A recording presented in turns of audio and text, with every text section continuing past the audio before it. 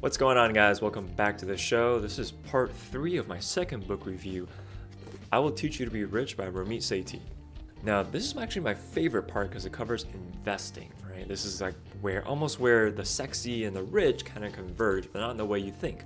Remember, Ramit advocates going down the beaten path towards rich. It's going to take time and it's going to build up over years, right? And he starts off by letting the readers know that 25% of the workforce, the US workforce, is 55 and up, right? Ideally, people want to retire around 65.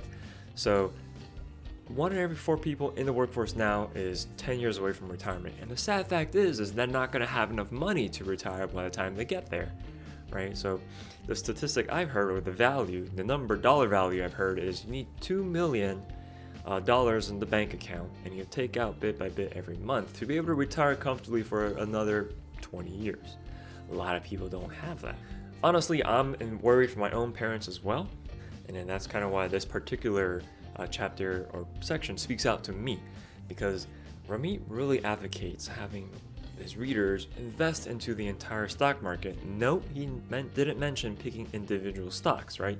He's not out there saying GME to the moon. Rather, he's advocating putting money into the market as a whole. To give you a bit of background, the market grows on an average 8% per year. Remember, inflation is around 2 to 3%, right? So if you just park your money in a bank account, you're actually losing money, right? He gives an example where if you put $1,000 into a bank account, after 30 years, you'll have about $2,500 in your bank account. If you put that same $1,000 into the stock market, after 30 years, you have $10,000, almost 4 times more than what you would have in your bank account. You see what we're getting at now? Like, you want to just let the money sit in there and cook and grow on its own, right? The money is going to work for you without you actually having to do anything. You just got to put it away. That's the big action. However, there's many ways to invest, including very good and very bad, i.e. risky investments. By now, a lot of you heard about Wall Street bets. A great time, but not solid personal finance advice. Here we're talking about ways of just putting your money away safely for it to grow, even taking into considerations recessions and crashes and correction. You need to understand that with investing, it's a slow, steady path to wealth, or at least better financial security or independence, as opposed to waiting to win the lottery, waiting for a rich uncle to die that you didn't know about to suddenly give you a huge inheritance. Right? If you're just sitting around waiting, you might as well stash that money under the mattress. Ramit offers what he calls his ladder to personal finance, right? So the ladder is he basically structures on which step you should start with and where to go from there. And speaking of, the first step of that would be if you work at a company that offers a 401k, you need to be in that. First step, 401k. Second step, you want to be paying off debt. Third step is getting into a Roth IRA. I'll explain all this as we go along in this video. So again, that third step, you're at the Roth IRA. Fourth step is going back into your 401k. The fifth step is if there's a thing as a health savings account, that's where it's going to go. And then if you've reached the sixth step and you still have all this extra money, first of all, congratulate yourself. Maybe buy yourself something nice, buy your family something nice. When was the last one you called your parents? Diving right into Ramit's personal finance ladder, the first step is a 401k. What is a 401k? A 401k is an investment vehicle most likely offered by the company you work at that you could put money into and let it grow. And the only stipulation is that you're unable to withdraw this money until you reach 59 and a half. Because the intent of this is for you to save it, right? Not as an emergency fund, which should be in your savings account. Normally, you will decide how much money you want taken out of your paychecks to contribute to the 401k. This is something you need to talk with your HR reps about, right? So whatever company you're at, call them, hey, do you have a 401k, right? And if they do, great. And then 2, does the company itself offer a match, right? What does this mean? More often than not, bigger companies will be like, okay, we have a 401k, we can sign you up for it automatically, and then you will contribute a certain amount from your paycheck, and then we'll match it, right? So this is called a 401k match. An example, let's say you work at a specific company, you make $100,000 a year. This is just for easy math. I don't make that, I wish I would do, but anyways, $100,000 a year, and then the 401k match the company offers is $1 per $2 up to $5,000. Now, what does this mean? This means that when you put in $5,000, your company puts in $5,000. However, if you put in less, they match just that amount. So if you put in only $3,000, they'll put in only $3,000, right? And for you guys, you need to understand that if you're not maxing out your 401k match at whatever company you work for, you are leaving free money on the table. That is dumb. That is not smart. That is neither sexy nor rich. And then other concerns with the 401k is that you are not able to take money out of it until you're 59 and a half. And if you try to raid your 401k, you're going to get hit with hefty fees and taxation. Now there are like hardship withdrawals, so you're not, if you're going hungry or homeless, they don't want you to starve. They're like, yeah, you need this to survive. But outside of that, you don't want to touch it until 59 and a half. One big concern with a 401k is that, say somebody's looking to move to a different company and your current company offers a 401k, you can roll that over into either an IRA or your new company's 401k. I think the smart thing that Ramit advocates is rolling it into an IRA, because that gives you better investment options than an IRA as opposed to the options you have in a 401k. You don't want to just leave it there at your old company to just hang out. Again, to summarize, this is the first step of your personal finance ladder, the 401k. Call your HR if you aren't already on top of your 401k game. Ask them, does the company offer a 401k?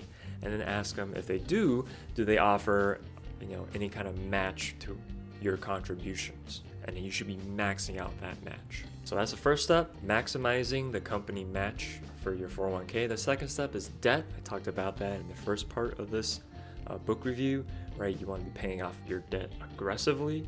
I have tactics in that video. I'll link it somewhere here or here.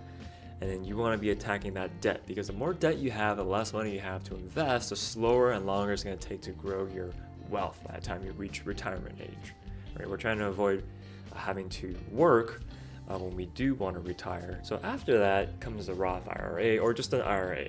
Now what is that? That's another investment vehicle with significant tax advantages, right? A normal IRA, you're just contributing. The focus of this one, however, is the Roth IRA, meaning you're paying taxes already and you're contributing so that when you withdraw, you don't have to pay taxes again, right? Kind of like what we talked about with the 401k.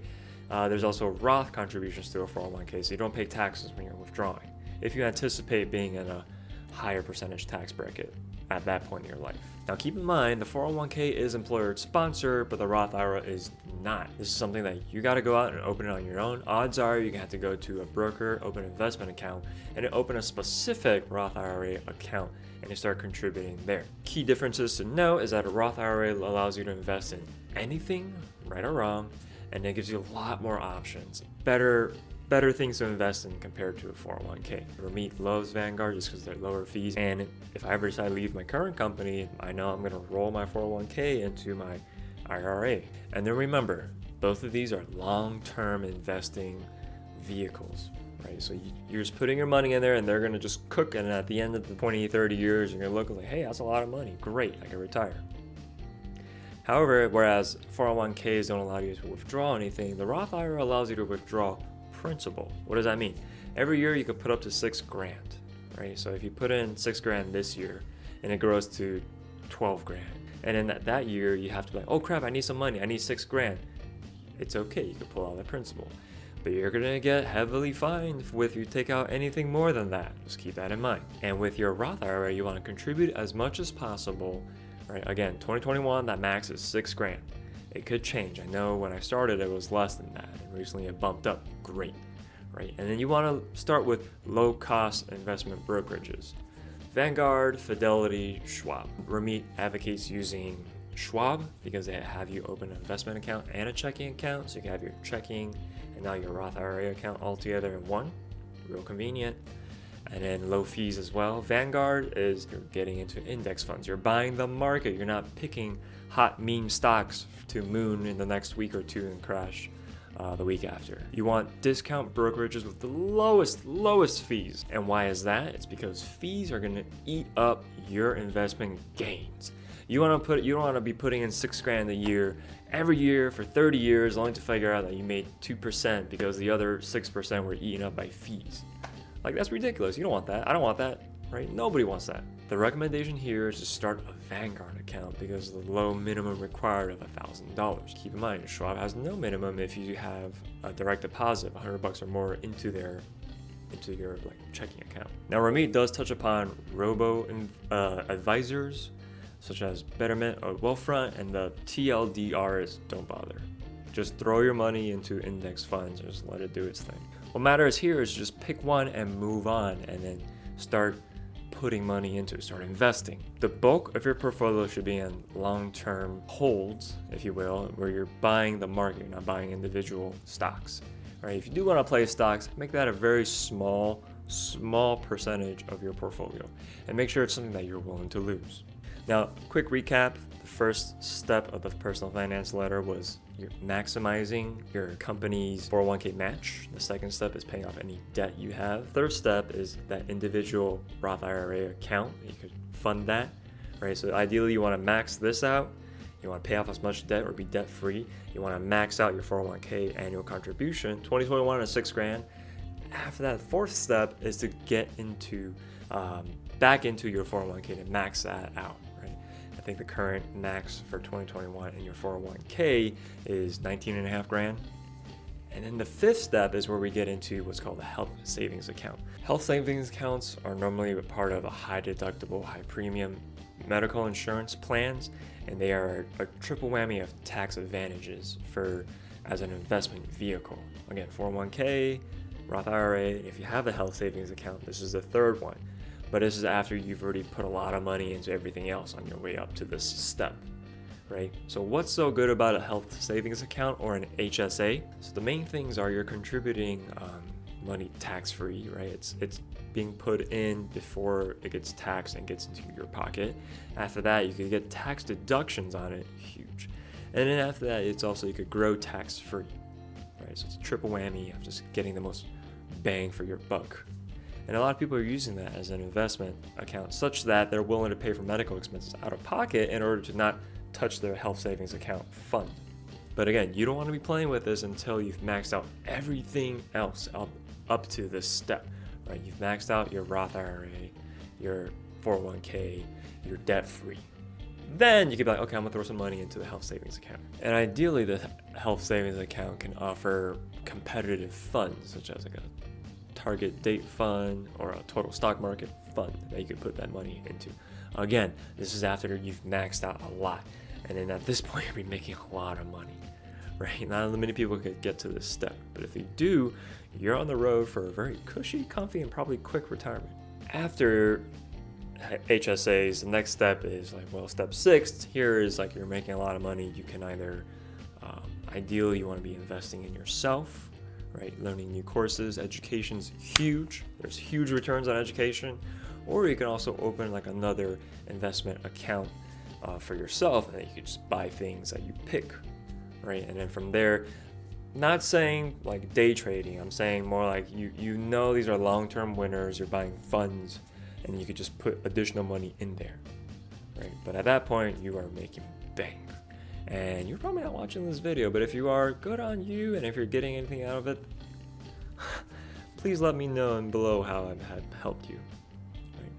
Quick recap, investment is not rocket science. Again, 6 steps, 7-ish, but let's say 6, right? So the first one is if you're working at a company that offers a 401k and it has a company match, you do that, right? That's the first step. You gotta go in and check, call your HR. Hey, do you have a 401k? Yeah? Cool. Do you have a 401k contribution match? Okay, how much? And then you max that out, because if not, you are leaving money on the table. Second step, debt free. That should be huge. That should be huge for you, right? That should be one of your priorities outside of living, bills, emergency fund. Right? Because here, the 401k, you don't even see this money yet. After you get the money, you pay off your debts. And then after that, you're paying into and maxing out your Roth IRA, right? And then after that, once you max that out, you're going back to your 401k to max that out. And then if you're at this point over here, you're filthy stinking rich, and then you can start messing with HSAs because they're the triple tax advantage, right? And then if you get above this, you're in the 1%, congratulations. And then you could be investing in yourself, your education, and stocks as a whole, or other pursuits that may bring you more money, right? There's plenty. You could just click around YouTube for how to make money in 2021. And that's it. This section isn't rocket science. Investing isn't hard. It's to me, I find it really exciting, right? But again, your homework as my viewers is whatever company you're working for, see if they offer a 401k. If they do, again, make sure that you're paying them, you're contributing the maximum contribution to get that match. The example I use is if you're making 100 grand and they're giving you 5% match. Don't put in 1 grand, right? Put in that full 5 grand, which is 5% of 100. And so they'll give you another 5 grand to grow your 401k, right? And if you haven't paid off your debts, check out part 1. I'll link it at the end of the video to knocking out that debt. And after that, if you haven't set up a Roth IRA account, do so. Go on Vanguard.com and look it up. I'll admit that website is antiquated, but just take the time and walk through it.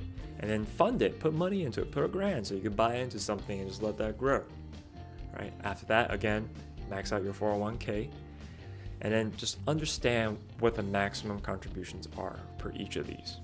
Right? And again, you don't want to be taking any money out of these unless it's like a medical emergency or you're going to be hungry or homeless, right? But that's it. That's investing. Not hard. Questions, comments, put it down below. If not, I'll check you guys out in the next section. We're talking about conscious spending, right? How to cut costs on things you don't really care about and how to save money for things you love. Till next time.